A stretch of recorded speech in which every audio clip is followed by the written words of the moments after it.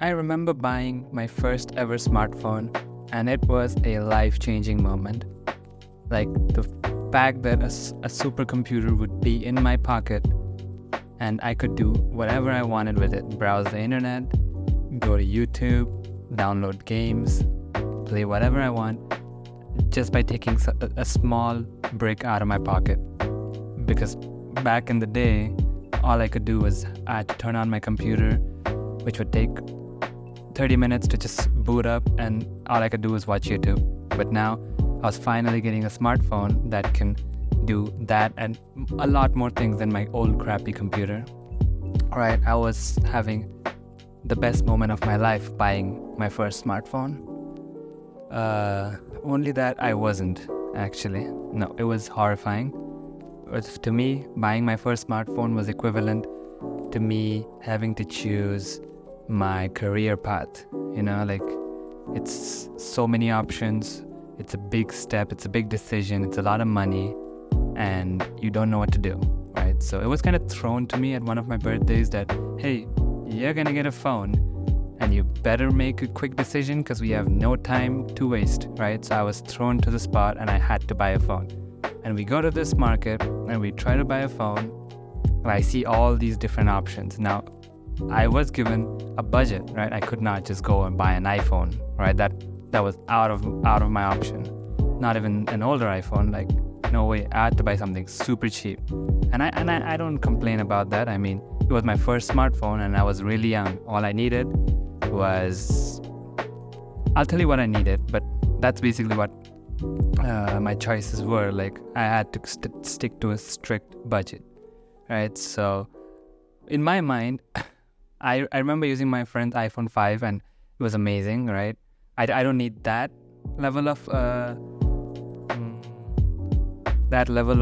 performance, but I did have a minimum requirement set up in my mind that it had to be able to play Subway Surfers.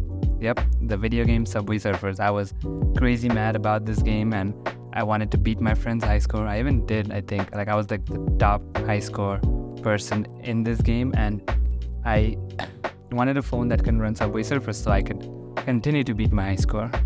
And I thought that was my life, playing Subway Surfers. So I go to the shop and I look for phones, and every single phone is super expensive, right? They're not in my budget, and I don't know what to do.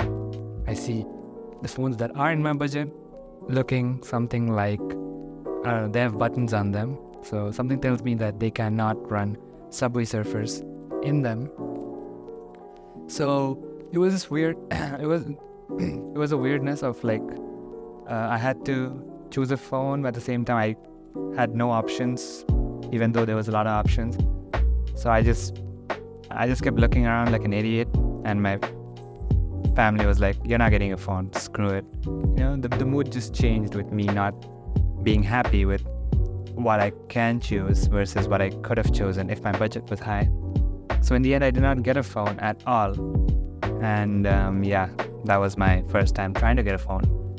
But I did have an uncle, and he did get me a phone from Singapore, I guess, and he got it. And he actually did remember to get a phone for me. Like, I wasn't expecting him to get one, but he actually did. And he got me a Samsung Galaxy Young. It was a small Samsung Galaxy Young, a Singapore version, and it could barely run. Like it was the smartphone I wanted. Like, sure, it's small, but it's still a smartphone. At the time, it had Android Jelly Bean or something, and it could run Subway Surfers. Almost. Like, there would be points where it would lag a little bit. With the power-ups that you get, it would lag just a tiny millisecond, it would lag. And those tiny milliseconds made me lose my high score multiple times, and I was frustrated a lot. But of course, the phone was great. I still enjoyed using that phone, and it was my daily driver for a long time. And until I needed a bigger screen. A few years later, I got another phone. I was gonna buy my second phone, and that phone was my minimum requirement then. Like, I was a little technical by that time, so my minimum requirement during my second phone was it had to have 2 GB of RAM and a 16 GB of ROM. No, I'm not joking, this was my minimum requirement, and at the time this was very high end for me, or at least what I thought was the minimum that people had in their phone. Lower than this, you're just buying a shitty phone. I thought 2 GB RAM and 16 GB of ROM was the best phone to get. Not the best, like at least like, you know, the mid-range kind of phone. And I did buy a phone, and the phone was this right here, this bad boy. Yeah, this bad boy's biggest selling point. You know what these guys were advertising this phone for? It had 3 SIM card slots. Yep, that's literally their advertisement. That's what they named the phone after. This is the name of the phone. That 3 over there stands for 3 SIM card slots. No processor, no camera, no screen, no nothing. And I did not know that. I just saw 2 GB RAM, 16 GB ROM, and boom, I bought the phone. This phone got so unusable after 6 months. I could barely pick up calls anymore. Like, it wasn't even taking, like, I couldn't even respond to calls. It was that laggy and unresponsive. So I sold the phone. Luckily, someone did buy it. I don't know how, but I did manage to sell it.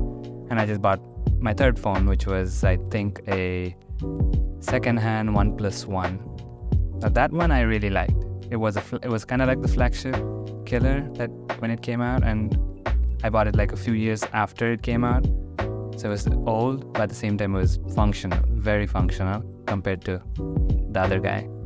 And I actually enjoyed using this phone until it had a few months later, it had ghost touch problem.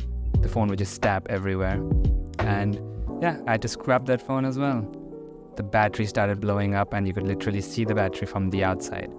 So that phone had to get thrown away. So as you can see, my phone journey has not been really good. I couldn't stick to a phone for a long time. But soon after, I would buy my actual new sort of mid-range and sort of okay spec phone, which was the Poco X3, right? Like, I saw people talk about this phone, that it's super cheap and it has some really high-end specs. I mean, 120 hertz display. I saw that, and I was like, yes, I'm getting this phone. And the phone was good for the most part. It lasted me 3 years, 2-day battery life. It had amazingly fast charging and all. But of course, there's a big but. 2 years or 1.5 years into the phone, things started to like, you know, typical Android phones and typical Android budget phones. I'm not talking about all Android phones, but typical Android budget phones tend to die. So the first thing that died about this phone was the front-facing camera. Like within 1.5 years of using it, and I did not do anything. I kept using it. I didn't need the front camera. I would take mirror selfies or just use the back camera to take a selfie and pretend that it's a front camera. But slowly, there were other things that kind of screwed up. The speakers got screwed, and what happened to them? But they wouldn't. I couldn't use the speakers anymore. I had to plug in my headphones to listen to things. If I played a video without the headphones, the speaker would just crack up, like, you know, jitter noises, and the phone would restart every single time. So it had its own problems again. Yet again, I was facing another problem with a budget Android phone. So yeah, my experience with Android phones are not good. So of course, when I did get an iPhone finally, not a new one, like I got like an old generation iPhone, which was new.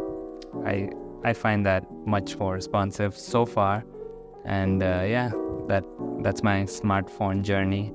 I thought I'd share it with you guys. Since I made the iPhone video, I thought I should share my smartphone journey video as well. So yeah.